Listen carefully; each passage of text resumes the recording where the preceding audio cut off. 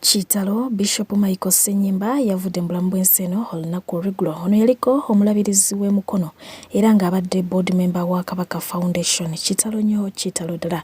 Ku page etanyusa gakwoli omulungi omwagalwa agyekomeddeko nkwanirizzaako mu ddakiika eno yennyina bwentyo ne nnyongera okukwebazaako gy'otussaako engalo gy'osinzira okuba ng'ate otambuza obulamu. Mwana muwala atemera mu gy'obukulu 21 yeeyimbyemu omugwa gwa kabugo ne yejja mu budde olunaku olw'eggulo ng'entabwe yavudde ku muganzi we kumukyawa bw'atyo n'agenda n'omuwala omulala. Omuwala ono yabadde amanyiddwa nga Doreen Mbawadde era nga yalese akuutidde muganda we ebbaluwa.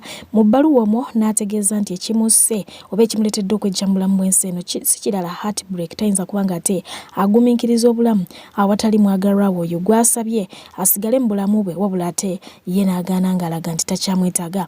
Muno yagenze maaso kubanga ategeeza nti kaagende asisinkane maama we nnyina yali yava dda mu bulamu bw'ensi eno wabula ng'ate eky'ennaku yawandiise n'agamba nti yali asuubira aliziika taata we naye ate taata yajja okumuziika era nga yasabye muganda we okubanga alabirira taata w'atali. N'ebirala byagenze maaso kubanga ate ateekamu so ng'ate era mu mbeera y'emu waliwo omwami naye yagenze viral oluvannyuma lw'okuba ng'ate avaayo n'alaga nti ayina obulumi ku mutima oba ennyike ku mutima era nga yayozezza ku munye oluvannyuma lw'okukyayibwa. Mariam nga nkwagadde nkwesibyeko naye olaga tonjagala otandise n'okunkiitinga ebitaliwo mu kusooka. Mukwano nga nkubeereddewo nkwagadde sina kyentakoze naye gusazeewo kunsasula mu bwenzi naye luliba olwo Katonda ali kusasula.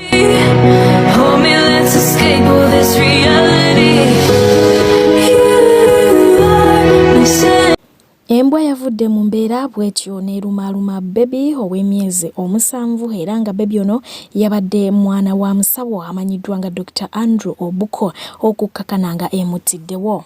Olunaku olw'eggulo kaabadde kanyolagano mu kibuga wakati wa poliisi y'ebidduka n'abagoba b'ebidduka abatalina biwandiiko bibakkiriza kuvuga bidduka biyite driving permits mu kibuga Kampala era nga n'abo abalina ebiwandiiko ebyaggwako tebabataliza. Ate by'ebitongole ebiwozi by'ensimbi bivumiridde enguzi essusse okukolebwa bassentebe b'ebyalo abateeka emikono ku mpapula z'abeewozi omulundi ogusukka mu gumu ekitandise okubafiiriza bo nga bo abawola ensimbi. Banka n'ebibiina ebiwola ensimbi mu disitulikiti y'e Rukungiri bagamba nti bassentebe bafuuse omuziziko munene mu nkulaakulana kubanga basussizza okubeera ab'enkwe. Ate bo abalunzi b'ente, embuzi n'ebirala bawanjagidde gavumenti okubayamba okubakwasizaako ng'eyita mu kubagulira eddagala ettuufu erigema awamu n'okujjanjaba ensolo zaabwe kubanga eddagala lingi eriri ku katale ekintu ekibaleetera okubanga bafiirizibwa. Okusaba kuno bakukoledde mu lukuŋŋaana olwagendereddwamu okubabangula ku ngeri gye bayinza okwewalamu ekirwadde kya kalusu ekyazingako ebisolo mu ggwanga omuli ente, embuzi wamu n'ebirala. Yo poliisi evuddeyo bw'etyo n'etendereza omukuumi wa kampuni enkuumi y'obwannannyini emanyiddwa nga Chita Security Guard Odong Moses olw'obuvumu bwe yayolesezza n'alemesa ababbi okubba ekifo ekivungisibwamu ssente ekya Tonix Forex Bureau ekisangibwa ku kyalo Makonzi mu Nakawa ng'ono yabakubyemu amasasi agabaleetedde okugwa wansi. Okusinziira ku poliisi ababbi baasoose kubeera babiri ne basooka ne beegeza mu kubba emmotoka ekika kya Pajero namba UBK 519C wabula n'abakubamu amasasi agabaleetedde okuba ng'ate badduka. Wayiseewo mbale ababbi bano ne bakomawo ne bannaabwe abawerako ddala era nga baakomyewo n'emmundu ekika kya AK-47 bwe batyo ne balumba Forex Bureau eyo gye nkugambyeko eya Tonix Forex Bureau awo kwe kubakubamu amasasi era nga yakubye ku nnyama okukkakana nga babiri abakwasizza. Ku bano kwabaddeko Kibuka Lawrence ne Musekule Ivan era nga bano baatwaliddwa ku poliisi wamu n'emmundu yaabwe gattako ne pikipiki nga bino byakukola ng'obujulizi. Omusana ogukutta kati mu ggwanga lyattu Uganda, bannayuganda bangi gutandise okubatambuza nga bali bwerere era nga balaba gususse we gwandikomye. Weewaawo bo bannayuganda bawangalira emitala w'amayanja balaba nga guno biwero ku musana ogutuukawo mu biseera bya ssama mu mawanga gye bawangaalira. So ng'ate mu ggwanga erya Sudan kitokota si kisaanikire anti omusana guli mu 47 degrees Celsius era nga guno gubabulira ddala. Bano bagenze maaso okwongera okulaga abantu abali mu nsi endala nti ddala omusana oguli eno okumanya gwokya gusobola n'okubanga gukufumbira ejjo bagukusiikira ejji nga teweetaaze kuliteeka ku muliro era ng'omukulu oyo bw'okola ki bw'omulaba atadde ejji mu paani naye bwe lityo bwe ligenze maaso okubanga ate lifaanana. Gano agato nnyo oyinza okugalaba n'ogayita amazzi. Muganda wange gano si mazzi. Eno gye bayita South Sudan yeno gy'olaba. Eno South Sudan.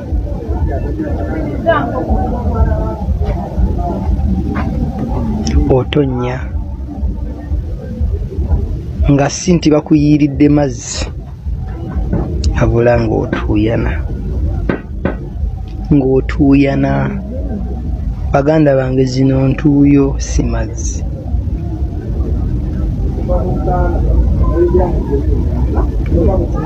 Bw'oba owakanamu kankulage ku musana gw'ebweru oguleeta okutuuyana bwe gutyo.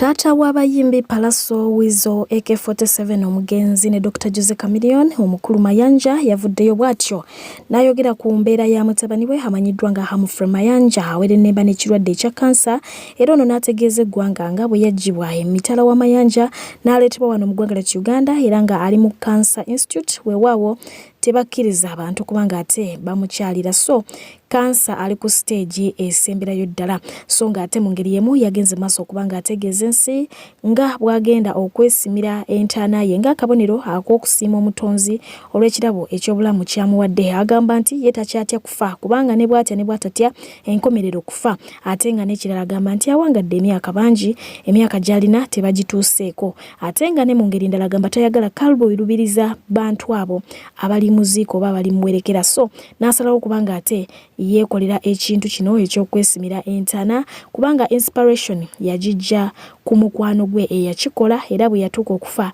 ne bamuziika mu ntaana eyo gye yali akoze.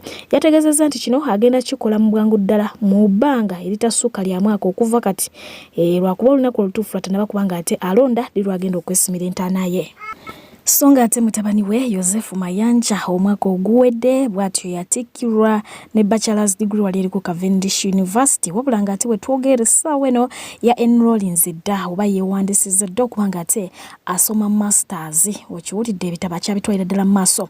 Weewaawo y'omukulu amanyiddwa nga Penge yavudde n'agenda maaso okubanga ate atendereza omukulu amanyiddwa nga Nubian Lee olw'obukkakkamu obwetowaze obutapapira bintu eggonjebwa byalina nti bye bimutuusizza waali. Ono agamba nti abantu bangi abatandika ne Bobi Wine naye olw'okuba nti balina omululu balina enkwe nga babuchaman bwe batyo bagenda maaso okubanga ate bavaawo nga bo baagala kinene baagala popularity n'okusinga. So ng'ate Penge agamba nti abantu bangi muli we muli si lwakuba nti muli baloge. Abantu bangi mulingiriza bannammwe nti babasingako naye ng'ate oli oluusi gubeera mukisa gwe. So ng'akkiriza nti osobola okubeera mumativu n'akatono ako koolina naye ng'ate oli bulungi. So ekifaananyi ekyo akikuba ku sayidi y'omukulu amanyiddwa nga Nubian Lee. Agamba singa Nubian Lee teyali mukkakkamu namwetowaze eri Bobi Wine singa emikisa gino oba wano waali singa taliiwo kuba kati muli akkiriza nti Nubian Lee takyetaagana kubeera ku stage simply because alina omukulu amanyiddwa nga Robert Kyagulanyi Ssentamu nga yekyaliwe namba moja. Naye singa yalaga omululu obulyake omulugube byonna n'agenda n'ava mu Bobi Wine nga ye ayagala kwekolera bibye singa kati oba oli awo talina wano waali kubanga yandibadde mu music ate buli awo ne music naye nakola nagaana byebimu ku ebigambo penge byagenze maaso kubanga ate ayisaawo so n'asaba abantu okugezangako okubeera abakakamu munno waba kusinga tekitegeeza nti ate mufuule mulabewo tekitegeeza nti ate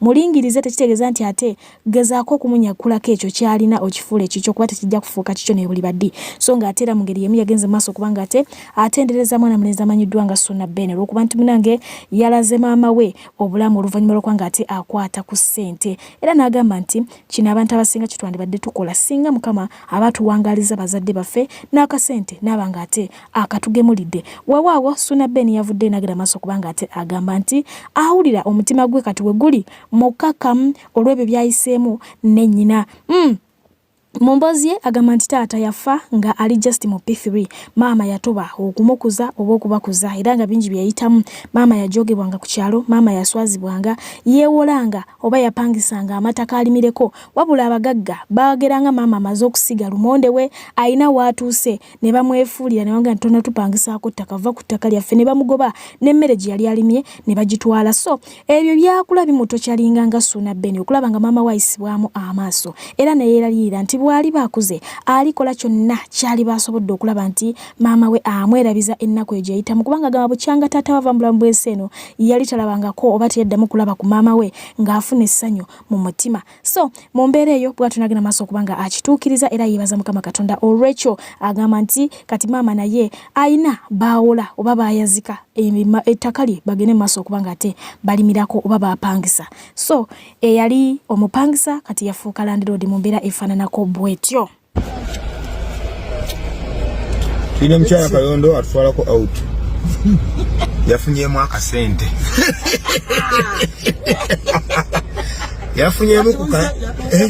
yafunyeemu ku kasente oba yatunze eki naye atugambye atutwalako out naffe tukedde bukeezi okujja siba omukadde omusipi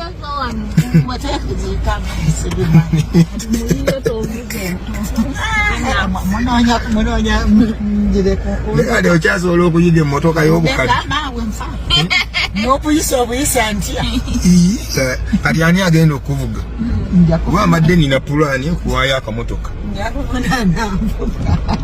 olafuna ayiza akuvuga kati ng'omukubira bukubizi ntwale kati ng'ebeerawo awo nga epakinze naye kakati yenna nayagaliza Mukama namugamba saagala buwangazi bwa nnaku ate era mwebaza akimpatu amiina gwe n'obeera awo n'okuba bukubisi ogamba nti bampeereze kino oluwomboza tulakiyingidde kati awo kyakawanda otukubye enjawulo akubye enjawulo nina kati emyaka 7 onsuubirayo emeka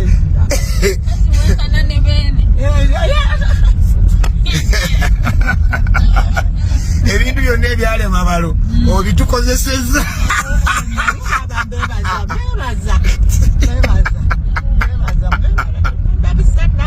amiina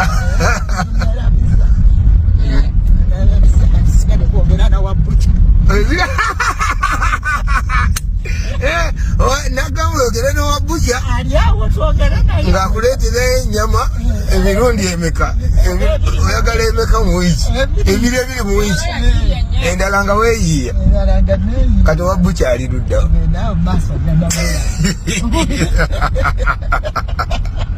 owekiduuka ye yaggwa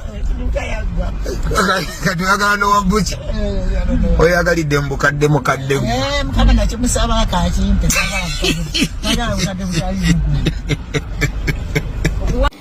omukyala Desires ndavuddeyo n'agamba nti yasa sitori y'obulamu bwe si kyekintu ekikulu ennyo wabula ekikulu kiri nti waliwo ebyaliwo mu bulamu bwe ne bimuluma ne biwona naye kisingira ddala okuba ekyenkizo kye ky'okuba nti yasobola okutegeera ani gw'ayinza okutuula naye ku mmeeza ye, ani gw'ateetaaga mu bulamu bwe, kwegamba yayigamu olw'ebyo ebyamukola ki ebyamutukako. So ng'ate era mu ngeri y'emu yagenze mu maaso okuba ng'ayongera okusiima muwala we okuba nti munange ye best friend we mu bulamu bwe. Okiwulidde ekintu ekyo? Abangi babatunira balabanga n'abaluganda, omwana akuze supiidi okusanga maama, ate nga ne maama asazeewo okubanga munange yeekumira ku mutindo. So ng'ate y'omukyala amanyiddwa nga Nene Rose avuddeyo bw'atyo n'abakentanda gy'asibirira abaana ab'obulenzi n'abategeeza nti bakole nnyo ssente kubanga ensi efuuse nzibu ddala ate efuuse enkambwe ddala eri omwana ow'obulenzi atalina ssente. Era bw'atyo n'ababuuza mu lisitede. Okiwulidde ekintu ekyo? So kansuubire mukitegedde. Olunaku lw'eggulo gabadde mazaalibwa ga Black Man. Black Man abasinga obungi mutegeera abali ku mukutu ogwa TikTok. Omwana ono mumutegerera ddala mutabani wa Sheila Price. Era nga yagenze maaso okubanga ate abaako obubaka bwasibirira omwana we n'amutegeeza nga bw'amwagala ennyo. Jjukira alina omubwati kati ka kibiriiti n'abaako ebintu byamusabye abeere ng'ate akola mu bulamu. N'asabamu nga muwangaze ng'omuzadde yenna byandisabidde omwana we. Era n'amusaba obutamuswaza, n'amusaba okuyiga okubeera n'abaana abalala wamu n'okugabana nabo kubanga obulamu tebwetululira ku kiiko muntu omu. Bingi byamugambye. Weewaawo Sheila Price ono gye buvuddeko awo yakyazibwa ku Sanyuka TV era nga yagetinga interviewed by omukyala amanyiddwa nga Anatalia Oze. Wabula mu interview eno omukyala amanyiddwa nga Senga Acid yavaayo nga wowulira erinnya Acid nayo kyayo kya Natalia. Bw'atyo ng'agamba nti alinga ataasomera byakola kubanga embuuza gyabuzaamu ebibuuzo naye mwennyini emwewuunyisa. Agamba nti yatuukako ne ku extent ey'okubanga yali akubiddwa mu studio baali bagenda mukuba bamusambasamba lw'ebyo bye bakola. Ekyamuggyeko waya kye ky'okuba nti ya interviewinze Sheila Price n'amubuuza ku nsonga za maama we. Omwana n'amugamba nti maama yafa mu 2008 nga bamaze okuba nga ate bamulongoosa oba nga ayise mu surgery emu. Wabula Anatalia n'aggyayo point n'agamba nti wabula emyaka egyo gyali gya bulwadde bwa siriimu yatta nnyo abantu ng'alinga agezaako okutegeeza Sheila Price nti maama we oba yafa siriimu. Naye omwana n'amugamba nti waayi nze maama yakola ki? Yafa avudde mu surgery. N'amubuuza yazaala ddi? Nti nazaalira ddala ku myaka emito era nga nafuna olubuto nga nkyali mwana muto. N'amubuuza lwaki wa having unprotected sex oba wa having unprotected sex. Kwegamba alabira ddala ng'ebibuuzo byabuuza bisimoggola omuntu oba tebisaanidde kubanga bibuuzibwa muntu sometimes. Teyakomyawo n'agenda maaso okubanga agamba nti biseera ebisinga bwe kituuka ku bakyala omukyala ono yeetoolole nnyo ku nsonga y'okuba nti omuntu si mufumbo. N'amubuuza lwaki si mufumbo, tayagala kufumbirwa. N'agamba ebibuuzo ebiri so sensitive tasaana kubanga abibuuza abantu kubanga ye yafumbirwa talowooza nti buli omu ajja kubanga afumbirwa kubanga abantu bafuna ebizibu bingi mu bufumbo ate mbu Anatalia ayina endowooza erowooza nti obufumbo ye buli kimu oba ye kamala byonna. So bagenze maaso awo okubanga ate bamusabula era nga bangi basiimye point yani ya Senga Acid. Meanwhile, wedding bells are ringing. Yes, ye omukulu amanyiddwa nga Aloysius Bwejengo avuddeyo n'alangirira nti embaga ye ne Susan Makula eyengedde era nga bagenda kugikola abagenda mu kooti bagende abatabaagaliza bafe. Bw'atyo n'asaba abana abasobodde bategeke ebiteeteeyi byabwe amasuuti byonna beetegeke emikolo gyengedde. So nga ate ye Prophet Kakande yavuddeyo n'agenda maaso okubanga ategeeza endiga ze nti gwe wenna awulira ngo olina okuyaayana mu mutima gwo, olina ky'obadde oyaayanira okumala ebbanga naye ng'owulira tokifuna. Weetaaga nyumba, weetaaga motoka, weetaaga bizinesi, weetaaga ki? Kiwandiike ku kapapula kiweeyo naye okisindikireko ne $3 ezo $3 ezo 3. So osobola okuba nga ate ofuna ekyo ky'oyaayanira. Weewaawo bangi kino bageze maaso okuba nga ate bakiraba bulala. I want to announce to you njagala kulangirira gye muli on 24th of March ng'ennaku z'omwezi 24 2024 omwaka 2024 we're now going to write our prayer requests tugenda kuwandiika okusaba kwaffe concerning our dreams. ku nsonga y'ebirooto byaffe. Is your dream to build a house? Ekirooto kyo kya kuzimba nnyumba? Write your dream. Wandiika ekirooto kyo. Is your dream to become a billionaire? Ekirooto kyo kyakufuuka biliyoniya. Write your dream. Wandiika ekirooto kyo. Send it to the Kakande ministry. Kiweereze wano mu Kakande ministry. On our address. Ku address yaffe ku Because we are still building. Kubanga tukyazimba. We shall be now sending our dreams. Tujja kuba tuweereza ebirooto byaffe n'okusaba kwaffe. With $300. Ne dollars zaffe 3. But our commitment. Naye okwewaayo kwaffe. We really love our dream. Nti mazima ddala twagala nnyo ebirooto byaffe. And we love our God. Era twagala Katonda waffe. And we love to build the house of God. Era twagala nnyo okuzimba ennyumba ya Katonda. Now we shall send $300. Tujja kuweereza ekiweebwayo kya $3. Those who are abroad. Abali ebweru. Write your dream. Wandiika ekirooto kyo. Send it on the email. Kiweereze ku email yaffe. With the $300. Ne $3. Now, kakati we shall download your dream. Tujja kujjako ekirooto kyo bulungi ku email. I'll be taking it to the prayer mount. Nja kuba ntwala ebirooto byammwe ku prayer mountain. And I'll be praying over them. Era nja kuba mbisabira. For 3 weeks. Okumala wiiki 3. Surely your dream. Mazima ddala ekirooto kyo. Shall come to pass. Kijja kutuukirira. And I'll send you the dream card. Njoke nkuweereze kaadi yo ey'ekirooto ky'okutuukirira. Yes, surely shall come to pass. Era ekirooto kyo mazima ddala kijja kutuukirira. Because the Lord say, kubanga Mukama agamba, I will not leave you sirikuleka until I've done all whatever I've showed you. Okutuusa nga nkoze byonna bye nkulaze. The Ugandans will bring 1 million. Bannayuganda tugenda kuleeta akakadde kamu. Just our contribution kiweebwayo kyaffe to the building of the house of God. Era Enaku zikusooka ne zitakuva mabega aho omukyala amanyiddwa nga Jennifer Nakangu Bifulufiga avuddeyo n'ategeeza ensinga kusaasira wajja okwabika gutuka gwe wali omulundi gumu olw'ebyo byagenda maaso okuba nga ate ayitamu olwa NRM.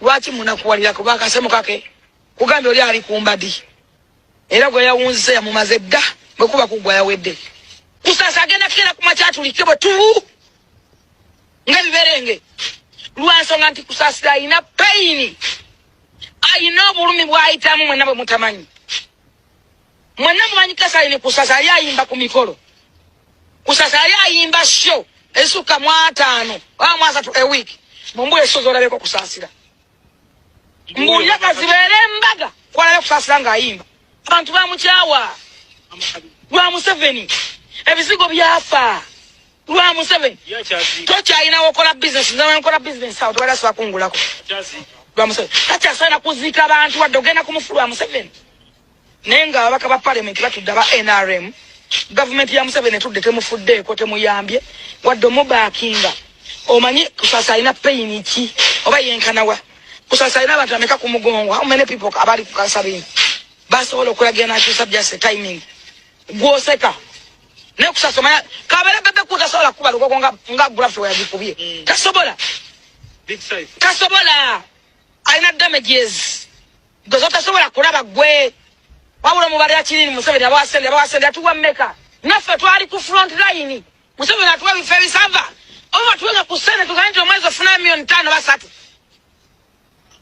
wate tufirwako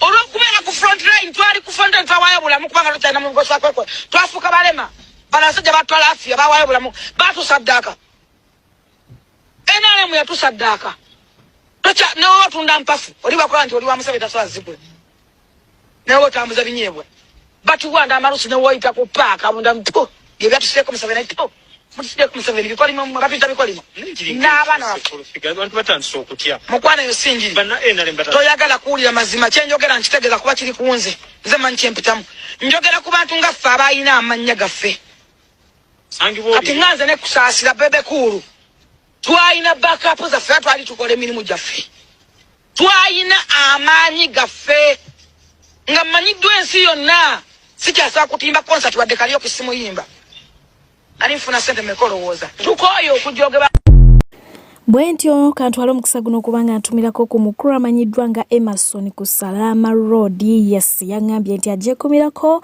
era nga ayagala nnyo PGN News nkutumiddeko nnyo mukama wange. Bwentyo ngera kubanga temba siibula abagalwa abalungi nga mbebazaaho okubeera abalabi abalungi okuviira ddala wali wetutandikidde okutuukira ddala wano. Ngera kubanga mbalekera eyakuta akasimu ke n'abanga akubira ku ba Uganda Police ate namwe munyumirwemuko atakuumira mpera hasigale nga abankuumidde mubere bulungi mweraba. Have called the Uganda Police Force. Please hold. Yes, hello. Afande jebale. Kaina njole ko sebo. Afande nga mulwawo okukwata amasimu. Sebo tukukuta buzebu ki? Osiibye otya afande? Bulungi. Kaakati afande nze bampita mmeremenya. Yes. Mbadde mbakubidde simu bagamba. Afande bano abantu abatasiiba temusobola basiba. Bani? Waliwo nanti kati tuli mu sawumu y'abasiraamu naye ku kyalo kwendi kuliko abantu abatasiiba kyokka ate guba musango lwaki temubakwata ne mubateeka mu poliisi. Oluusi bali balokole nabo bali mu kusiiba omanyi ddiini zonna ziri mu kusiiba. Nedda nanti waliwo abatasiiba nga bali kulya mmere. Omuntu ayinza okuba nga ali kulika ngubulidde ffe abalokole osiiba oyinza okuba nga osiibye ekintu kimu n'osalawo kansiiba ekintu kyensiŋŋanya okwagala n'osiiba ennyama oba n'osiiba ekyennyanja naye asigala alya. Afande oli mulokole? Bannaye mbadde mmanyi oli musiraamu. Nedda munnaye. Abantu tebasiiba bagwera naye okimanyi afande eno Uganda twetaaga tusiibe yonna Uganda tusiibe lwaki temukiteeka mu constitution ne tugamba muno kati ekiseera ky'okusiba we kituuka Uganda yonna esiiba. Munnaye olaba ekyo ekintu kya mwoyo tosobola kukaka muntu. Ekintu ekyo kankugambe n'abano abasiraamu abagamba nti basiibye mu family yonna okimanyi abamu mu mutima babeera nga kiri banyigiriza naye nga tebalina kyakikolera. Nanti kibaawo kyatteeka kati olaba afande nanti olaba ne bwe kibeera kyateeka omuntu bw'oba omukasi nze kusiiba abeera tasiibye abeera omukasi naye omuntu kusiiba kirina okuba ku ntobo y'omutima gwe n'agamba nedda Katonda nina okusiiba naye omuntu ayinza okuba nti siibye nayigira kuba akanyama mu kamwa neyeebuzabuza n'agamba nsiibye okitegeera? Afande nkitegeera. Kati kirina okuba ku ntobo y'omutima gw'omuntu. Kiri kintu kya mwoyo. Bannaye mbadde manyina nti kati olumu mulina amateeka nanti ge muteeka wano mu ggwanga kati olaba etteeka eryo we lijja n'obukendezi obumenyi bw'amateeka nabwo bukendeerako kuba munayo omuntu agamba mulina amateeka ge muteeka mu nsi kati omuntu nga atya okuzza omusango olw'ensonga kimanyi waaguzza agenda ku poliisi asibibwe. Sebo tosobola kaka muntu kulinnya ggulu waliwo oli eyasalawo dda n'agamba nze already gwansinga dda ndina kugenda mugayena kati tosobola mukaka nti nedda dda. Kituufu afande ekyoyogedde neeyanziza nnyo bambi neeyanziza obudde bwo bambi. Kyekyo munnaye ebintu by'omwoyo tokaka muntu yasalawo nga ye. Kale afande. Sawumu ekutwala etya? Nze sawumu kyenkola afande simanyi na kumanya. Tolaba. Nze simanyi oba naagimala nako. Ndowooza olaba kyolabye mbadde nkugamba. Tolina kukaka muntu. Nze mpulira nfaana okufa simanyi oba naye nja kulwana sawumu nja gimalako afande. Eyo bugula kyolaba ffe abalokole bw'oba osiibye kibeera mu makati go ne Katonda oyo ategeera nti osiibye. Naye lwakuba nammwe afande lwakuba ate nammwe olumu bye musiiba gwe n'osiiba ennyama n'ogamba guno omwezi sigenda kulya nnyama. Ddala ng'olya emmere mbu osiibye ennyama kati nze nange anzi kyosinga okwagala. Nange kati ekisiibo ekijja nsiiba nammwe ngenda siiba bakazi. Wagala nnyo. Afande neeyanziza bambi nsigadde nze mmeremenya. Kale bambi siba bulungi weewala otukoonako.